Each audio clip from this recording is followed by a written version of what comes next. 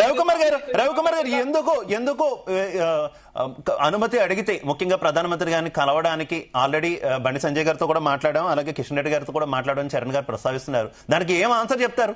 ఎందుకు తీసుకెళ్ళలేకపోతున్నారు? నేను ఒక మాట చెప్తానండి. ముఖ్యమంత్రి గారికి అపాయింట్మెంట్ కిషన్ రెడ్డి గారు బండి సంజయ్ గారు ఇప్పాల్సిన అవసరం లేదు. ముఖ్యమంత్రి గారికి అపాయింట్మెంట్ డైరెక్ట్ గా ప్రధానమంత్రి గారు ఇచ్చారు, పోయినారు కూడా, మాట్లాడినారు కూడా. కానీ అక్కడ ఈ అంశాన్ని లేవనెత్తలే. ప్రధానమంత్రితోనే కాదు, బీసీ రిజర్వేషన్ల అంశాన్ని ప్రధానమంత్రితో లేవనెత్తలే. అట్ ది సేమ్ టైం ఈయన గొప్పగా చేసుకుంటున్నటువంటి విజయోత్సవాలు ఏవైతే ఉన్నాయో, మక్తల్లో గాని, సిద్దిపేటలో గాని, ఖమ్మంలో గాని, ఆదిలాబాద్ లో గాని, ఇక్కడ కూడా ఈ విజయోత్సవాలకు సంబంధించిన మీటింగ్లలో ఇక్కడ కూడా బీసీ రిజర్వేషన్ ప్రస్తావించలే. ఆయన ఎందుకు ప్రస్తావించలే? మరి అది విజయోత్సవం కాదు కదా, ఫెయిల్యూర్ కదా అది. అక్కడ వైఫల్యం చెందింది కాబట్టి దాన్ని ప్రస్తావించాలి. అదేవిధంగా ఇప్పుడు దానికి గ్యారంటీలు గల్లంత అయిపోయినాయి, ఆ వాగ్దానాలు నెరవేరలేదు, ఇవన్నీ ఉన్నాయి. ఆయన ఫెయిల్యూర్స్ ఇన్ని ఉన్నాయి కాబట్టి ఆయన ఏం మాట్లాడలేదు. కానీ నేను ఒక విషయం మాత్రం చాలా స్పష్టంగా చెప్పదలుచుకున్నా చరణ్ కౌశిక్ యాదవ్ గారికి. మళ్ళీ వినండి. 105వ రాజ్యాంగ సవరణ చేసింది భారతీయ జనతా పార్టీ, నరేంద్ర మోడీ గారు. 105వ రాజ్యాంగ సవరణ దేనికోసం చేసినారు? రాష్ట్రాలు దేనికంతట అవే కులగణన చేసుకోవచ్చు, తద్వారా వాళ్ళకి కావాల్సినట్టుగా రిజర్వేషన్లు కావచ్చు, మిగతా అంశాలపైన వాళ్ళు నిర్ణయాలు తీసుకోవచ్చు అని చెప్పేసి 105వ రాజ్యాంగ సవరణ భారతీయ జనతా పార్టీ చేసింది.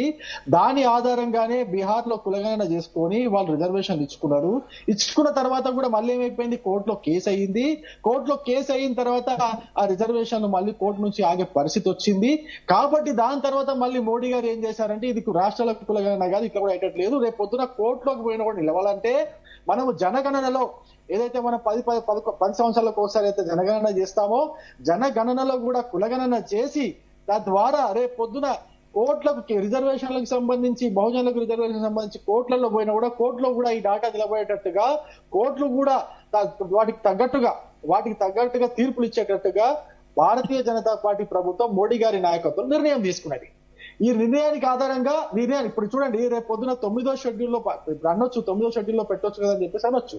9వ షెడ్యూల్లో పెట్టినప్పటికీ కూడా కోర్టులు వాటిని రివ్యూ చేసే అవకాశం ఉన్నది, సుప్రీం కోర్టు రివ్యూ చేసే అవకాశం ఉన్నది. కాబట్టి మనం ఏం చేయాలంటే దీన్ని ఆధారబాధరగా చేసుకుంటూ పోతే ఇది ఏదో ఒక రాష్ట్రానికి సంబంధించిన విషయం కాదు కదా. ఇప్పుడు భారతీయ జనతా పార్టీకి కేవలం తెలంగాణకు సంబంధించిన విషయం కాదు, ఇది దేశం మొత్తానికి సంబంధించిన విషయం. ఒక తెలంగాణ రాష్ట్రానికే మేము ఏదో చేసుకుంటూ పోతే సరిపోతుందా? సరిపోదు. దేశం మొత్తం మీద బీసీలు 50% ఉన్నారని చెప్పేసి మనకు తెలిసిన విషయమే. దేశం మొత్తం మీద ఇది ఎప్పటికీ కూడా ఇబ్బంది కాకూడదు. కోర్టులు నిలబడాలంటే ఖచ్చితంగా జనగణనలో కులగణన చేయాలని చెప్పేసి మోడీ గారు భావించారు. దానికి తగ్గట్టుగా నిర్ణయం తీసుకున్నారు. 26లో జనగణన మొదలవుతుంది, 27లో జనగణన పూర్తవుతుంది, 27లో హోప్ఫుల్లీ మనకు బీసీ రిజర్వేషన్లు కేంద్రం తరఫున వచ్చే అవకాశం ఉన్నది. కానీ ఈ యొక్క పరిస్థితి కాంగ్రెస్ తో అయ్యే అవకాశం ఉన్నదా? కాంగ్రెస్ తో జరిగే పరిస్థితి ఉన్నదా? మరి కాంగ్రెస్ తో జరగని పరిస్థితి ఉన్నప్పుడు ఎందుకు హామీలు ఇవ్వాలా, ఎందుకు మోసం చేయాలనేది ప్రశ్న. ఈ విధంగా మోసం చేయడం ద్వారానే, ఈ సెంటిమెంట్ ను రెచ్చగొట్టడం ద్వారానే ఇప్పుడు ఆత్మహత్యలు మొదలైనాయి కదా అనే విషయాన్ని కాంగ్రెస్ పార్టీ గుర్తించి తమ తప్పును ఒప్పుకోవాలా. తమ తప్పును ఒప్పుకొని విజయోత్సవ సభల్లో ప్రజలను క్షమాపణ అడగాల. ప్రతి ఒక్క విజయోత్సవ సభ ముఖ్యమంత్రి గారు ఎక్కడైతే వెళ్తున్నారో అక్కడ ఖచ్చితంగా బీసీలకు క్షమాపణ అడగాల్సినటువంటి బాధ్యత ఈ ప్రభుత్వం పైన, ముఖ్యమంత్రి రేవంత్ రెడ్డి పైన ఉన్నదని చెప్పేసి మేము డిమాండ్ చేస్తున్నాం. ఇంకో విషయం కూడా చెప్తున్నాయని, అంతకుముందు బీఆర్ఎస్ కూడా చాలా మోసం చేసింది. బీఆర్ఎస్ హయాంలో 10 సంవత్సరాల పాలన ఎప్పుడు కూడా బీసీలకు సంబంధించిన, ఇప్పుడు సర్పంచ్లలో ఎట్లాగో 18% రిజర్వేషన్ ఇచ్చింది.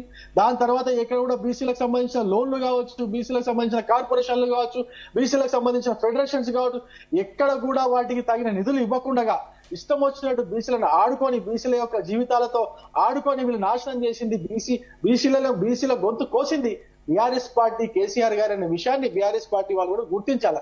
ఇవన్నీ కూడా గమనించిన తర్వాతనే, ఇవన్నీ చూసిన తర్వాతనే మోడీ గారు ఒక నిర్ణయం తీసుకున్నారు. అది ఖచ్చితంగా రేపు పొద్దున ఎవరు కూడా ఏ కోర్టులో కూడా నిలబడకుండా ఉండేటట్టుగా మోడీ గారు తీసుకున్న నిర్ణయాన్ని మనం అందరం కూడా. ఓకే రవికుమార్ గారు, పావని గౌడ్ గారు వస్తా, ఒక్క నిమిషం నేను జానయ్య గారి దగ్గర కూడా ఆన్సర్ తీసుకొని వస్తా. జానయ్య గారు